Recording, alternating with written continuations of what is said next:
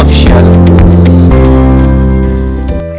মানে clause clause বিষয়টা নিয়ে আমাদের কিন্তু একটা সমস্যা থেকেই যায়। আমরা অনেকেই ক্লজ বুঝতে পারি না কোনটা কি ক্লজ। তো এটা আজকে আমরা মাত্র 3টে এক্সাম্পলের সাহায্যে খুব সহজেই বুঝে নেওয়ার চেষ্টা করব। তো এবার ক্লজটাকে কাকে বলে সেটা একটু বুঝে নিই। ক্লজটা কি? আমরা তো জানি যে একটা কথা বলি, আমরা সে কথা বলা তো প্রথমেই একবারে আমরা অনেক কিছু বলছি, তা না, অনেকগুলো শব্দ মিলিয়ে কথা বলছি। ঠিক এরকম ভাবেই কিন্তু ক্লজের বিষয়টা আমরা বুঝতে পারি। দেখো, প্রথমে কথা বলার সময় প্রথমে আমরা যখন কথা মানুষ বলতে পারতো না, তখন কিন্তু মানুষ নানা রকম আওয়াজ করে কথা বলতো, অর্থাৎ সাউন্ড। তাহলে প্রথমে সাউন্ড এসছে, এই সাউন্ড গুলো মিনিমাম সাউন্ড রয়েছে, সেগুলো দিয়ে কিছু মনের ভাব প্রকাশ করা যেতে পারতো। এবার যখন মানুষ আরো আস্তে আস্তে স্থান পরিবর্তন করলো, তাদের কথাবার্তা আরো বেশি বলার প্রয়োজন হলো, তখন মানুষ কি করতে শুরু করলো? তখন মানুষ কিন্তু নানা রকম ছবির মাধ্যমে সেগুলোকে মনের ভাব প্রকাশ করার চেষ্টা করলো। অর্থাৎ এটা থেকেই কিন্তু একটা কিন্তু পরবর্তীকালে বর্ণের রূপ পরিচয় পায়। অর্থাৎ মুখে আওয়াজ করতো, সেটা হলো তাদের ধ্বনি, সাউন্ড। সেই সাউন্ডটা যখন লিখে প্রকাশ করতো, সেটাই কিন্তু তাদের কিসে বলা যায়? লেটার বলা যায়। এবার এই লেটার কতগুলো, যেমন এ বি সি ডি এরকম কিছু লেটার রয়েছে।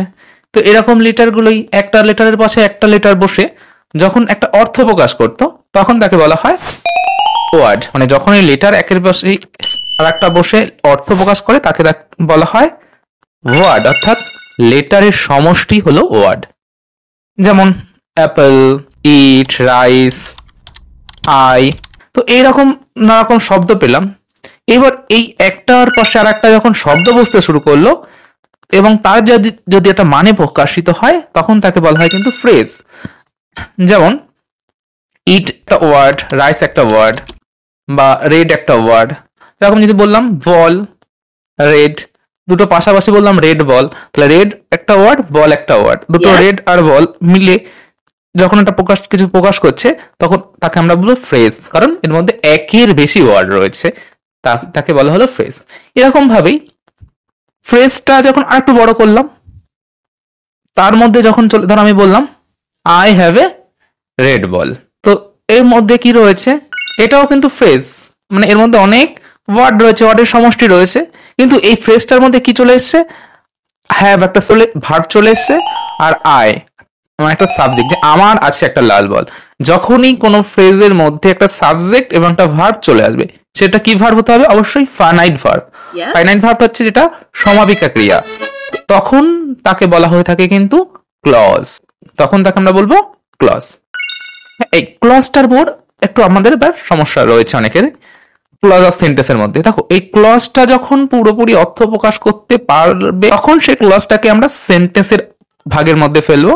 আর যখন ক্লজটা পুরোপুরি অর্থ প্রকাশ করতে পারে না, কিছুর পরে ডিপেন্ড করে, তখন সেই ক্লজটাকে আমরা ক্লজের মধ্যে আটকে রাখি। তো এই কারণেই দেখা যাচ্ছে কিছু ক্লজ মনের ভাব পুরো প্রকাশ করতে পারে, কিছু পারে না। এই জন্য ক্লজটাকে কিন্তু আবার দুটো ভাগে ভাগ করা হয়, একটা ডিপেন্ডেন্ট ক্লজ আর একটা ইন্ডিপেন্ডেন্ট ক্লজ। ইন্ডিপেন্ডেন্ট ক্লজটাই হলো একটা গোটা সেন্টেন্স, ওটা একটা কি সেন্টেন্স? সিম্পল সেন্টেন্স, যেটাকে আমরা কিন্তু ইন্ডিপেন্ডেন্ট ক্লজকে মেইন ক্লজ বলে থাকি। এবার পরে থাকলো dependent clause.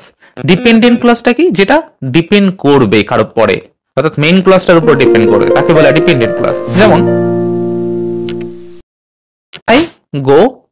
I shall go to school, আমি স্কুলে যাব। এই কথাটা কিন্তু আমি কারোর উপর ডিপেন্ড করছি না, তাহলে এটা একটা ক্লজ বটে, যেহেতু এর মধ্যে সাবজেক্ট ভার্ব রয়েছে, তাই এটাকে আমি অবশ্যই ক্লজ বলবো। কিন্তু এই ক্লজটা কারোর উপর ডিপেন্ড করছে না, তাই এটাকে বলবো ইন্ডিপেন্ডেন্ট ক্লজ বা মেইন ক্লজ বা প্রিন্সিপাল ক্লজ। এবার যখন আমি বলতে চাইছি ইফ ইউ কাম, যদি তুমি আসো, তাহলে I shall go to school if you come, যদি তুমি আসো। এখানে যদি তুমি আসো এই কথাটা কিন্তু একা বলা যায় না। এই কথাটা বলতে গেলেই যিনি শুনবে তারপর মনে কিন্তু একটা প্রশ্ন জাগবে, তাহলে কি হয়েছে? যদি তুমি আসো তাহলে কি হবে? অর্থাৎ যদি তুমি আসো এটা কারোর পরে ডিপেন্ড করছে। কোনটার পর ডিপেন্ড করছে? আমি স্কুলে যাব। এই কথাটা বললেই তখন কিন্তু একটা পুরো একটা গোটা বাক্য উদ্ধারণ করছে। তাহলে এই ইফ ইউ কাম, এখানে ইউ যদি ইফটা সরিয়ে দিই, ইউ আর কাম, এটা কিন্তু একটা সেন্টেন্স হতো, এটা ডিপেন্ডেন্ট ক্লজ না হয় তখন ইন্ডিপেন্ডেন্ট ক্লজ। যেহেতু ইফ যুক্ত হয়েছে, তাই এটা হয়ে গেল ডিপেন্ডেন্ট ক্লজ। তাহলে আমরা কি করে চিনবো ডিপেন্ডেন্ট ক্লজ আর মেইন ক্লজ? ডিপেন্ডেন্ট ক্লজের প্রথমেই কিছু ডাব্লিউএস ওয়ার্ড যে ধরনগুলো রয়েছে, যেমন হোয়াট, ওয়েন, হাউ, হুইচ, এই জাতীয় কিছু, বা সাবঅর্ডিনেট কনজাংশন। সাবঅর্ডিনেট কনজাংশন কোনগুলো? যেমন দো, বিকজ, অ্যাজ, এরকম যেগুলো কনজাংশন রয়েছে প্রথমেই থাকে, তাহলে সেটাই হলো কিন্তু ডিপেন্ডেন্ট ক্লজ। এই সহজেই এই লিঙ্কিং ওয়ার্ড কোনগুলো, এর ভাগ, সাবঅর্ডিনেট কনজাংশন কোনগুলো রয়েছে, রিলেটিভ প্রোনাউন কোনগুলো রয়েছে, সহজেই বুঝতে পারবে।